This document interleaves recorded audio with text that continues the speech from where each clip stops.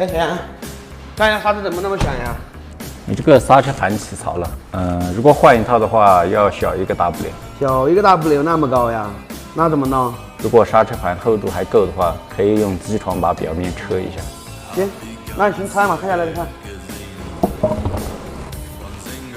看这个刹车盘表面跟磨瓷那么大的台阶了，现在要用机床把这个表面把它车平。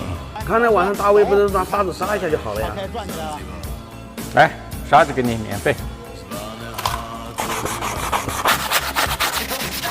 2 years later. 你谁教的呀？这是？现在这些网络大师，你教人家换一下机油嘛，我们还能减2个发动机修修。你教人家搞刹车，简直拿人家生命当儿戏嘛！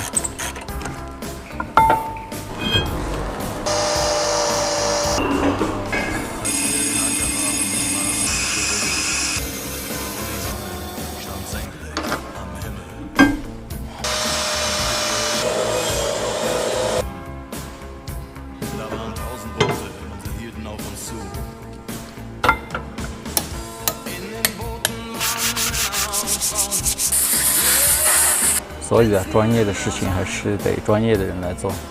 涉及到安全隐患的东西，还是不能听网络大师。记得关注我们。